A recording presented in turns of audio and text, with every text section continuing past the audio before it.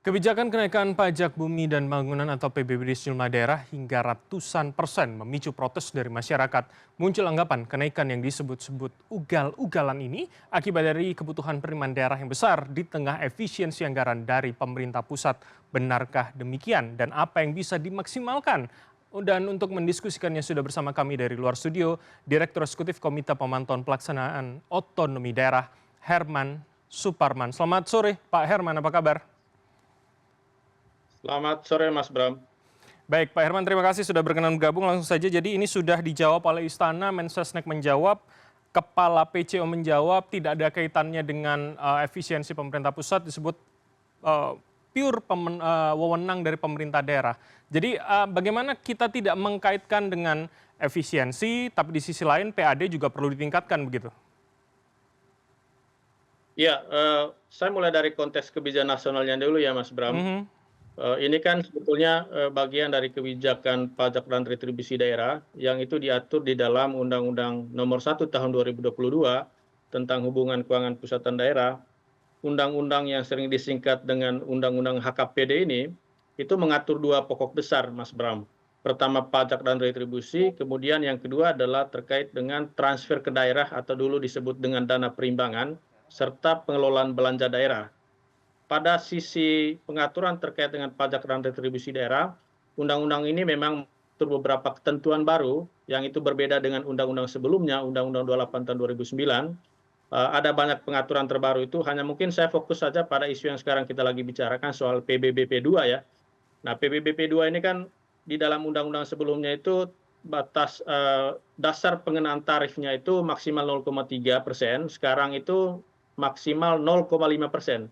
Dengan kata sebesar-besarnya 0,5% ini, artinya daerah itu punya ruang untuk menentukan tarifnya itu paling tinggi 0,5, bisa Mhm. menentukan di bawah itu. Oke. Dan di Pati melalui Perda 1 tahun 2024, mereka menentukan tarifnya itu dengan dua kategori, dengan NJOP 1 miliar ke bawah itu 0,1%, sementara di atas 1 miliar NJOP-nya itu dikenakan 0,2%.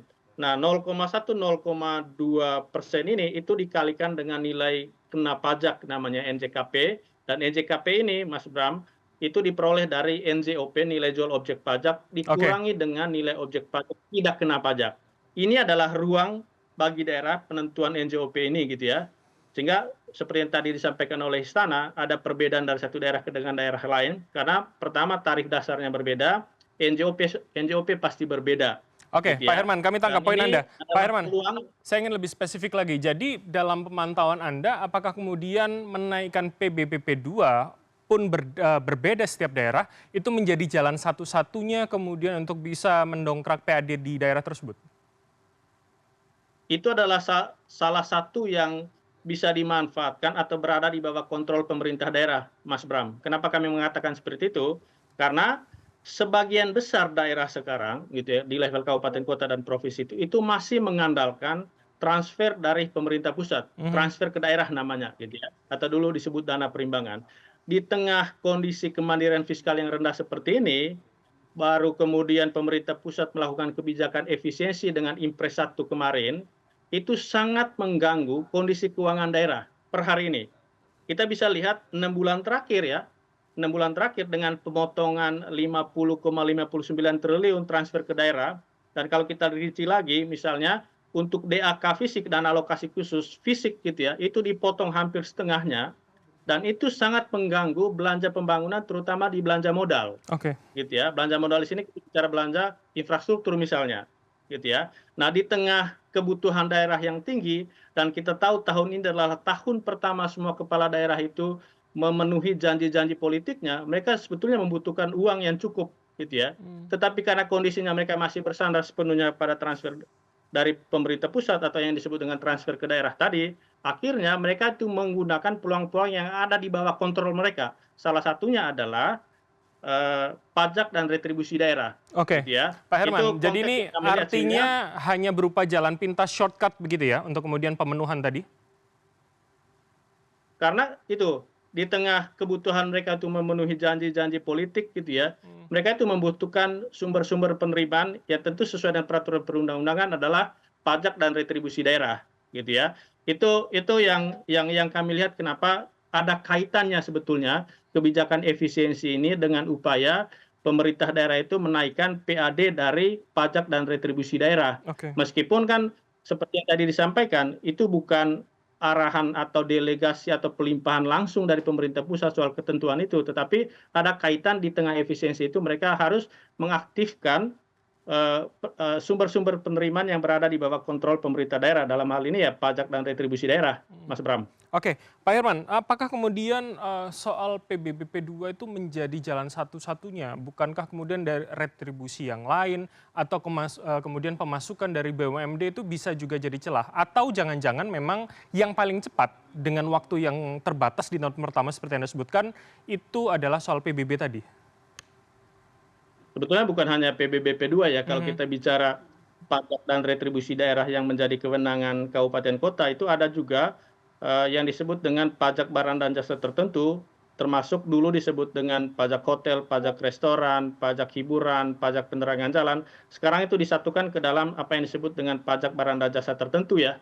Ada juga BPHTB gitu ya. Sementara di level provinsi misalnya ada pajak kendaraan bermotor gitu ya, pajak alat berat.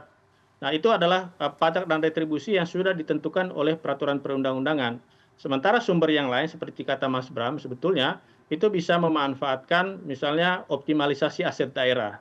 Sementara kalau mau bersandar kepada BUMD, BUMD juga ada persoalan tersendiri Mas Bram. Mhm. Karena kalau kita bicara mendapatkan pendapatan atau penerimaan dari BUMD, BUMD itu kan ada dua tegangan di sana, ingin mendapatkan keuntungan atau memberikan pelayanan publik. Oke. Yang kalau kita lihat hari ini banyak BUMD kita juga yang sakit karena manajemennya itu berdasarkan pada kedekatan dengan kepala daerah, itu juga jadi catatan. Oke. Bagi kami sebetulnya peluang yang lain yang bisa dioptimalkan adalah kalau kita fokus pada pajak dan retribusi ya, selain pengaturan di level kebijakan, persoalan lain yang perlu dilihat adalah soal bagaimana melakukan inovasi di administrasi pemungutan gitu ya. Karena apa? Kami lihat dari pengamatan kami, daerah itu punya potensi pajak dan retribusi daerah yang sangat tinggi.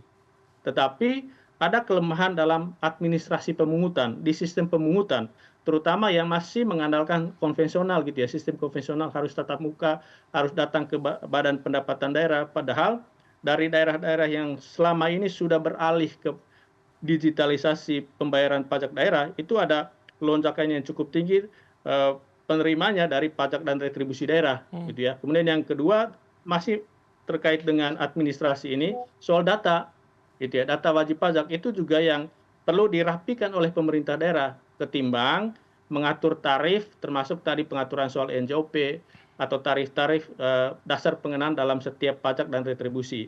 Sementara kalau di sisi retribusi, Mas Bram, sekarang kan yang masih menjadi andalan pemerintah daerah itu adalah retribusi persetujuan bangunan gedung. Dulu disebut dengan retribusi izin mendirikan bangunan gedung gitu ya, IMB gitu ya. Hmm. Sekarang ada retribusi apa namanya itu persetujuan bangunan gedung PBG. Tetapi retribusi PBG itu hanya akan diperoleh ketika ada bangunan yang berdiri gitu. Jadi harus ada PBG-nya, baru ada retribusi PBG namanya. Oke. Karena itu juga sebetulnya kalau ingin mau meningkatkan misalnya pendapatan dari retribusi PBG, satu yang menjadi kendala adalah ketika misalnya PBB P2-nya ini tinggi, itu juga membuat keputusan terutama untuk dunia investor ya, dunia Mhm. investasi ya. Mereka tuh bisa menghold dana mereka untuk mendirikan bangunan atau membelikan tanah gitu ya. Karena PBB P2-nya itu melonjak tinggi, itu juga berdampak terhadap kemudian misalnya mereka ingin mendirikan gedung. Ketika mereka membatalkan pendirian gedung, otomatis retribusinya juga tidak dapat diperoleh oleh pemerintah daerah. Gitu, Oke. Mas. Jadi itu mengapa akhirnya penaikan PBBP 2 itu menjadi salah satu jalan pintas begitu ya, yang kemudian dilakukan di banyak daerah begitu ya, Pak Herman? Karena memang kalau kita lihat antara kabupaten dan kota, Mas Bram, Mhm. gitu ya, terutama untuk kabupaten PBBP 2 ini menjadi salah satu andalan gitu ya. Sementara kalau mereka mau mengandalkan misalnya sektor jasa, hotel, restoran, hiburan, itu kan lebih banyak pada daerah-daerah yang punya keunggulan di sektor jasa dan perdagangan ya. Mhm.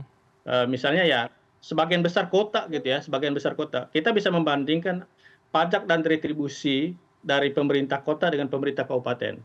Kalau kabupaten itu punya keunggulan di sektor jasa perdagangan, pasti PAD-nya tinggi, gitu ya. Karena keunggulannya tadi itu, semua pajak dan retribusi yang sekarang ada di kewenangan kabupaten kota itu, sebagian besar itu pada sektor jasa dan perdagangan, Oke, Mas baik, Bram. baik. Kami tangkap poin Anda. Dan itu memang tidak bisa dilakukan oleh semua daerah karena memang tidak semuanya memiliki potensi wisata yang setipe dengan itu.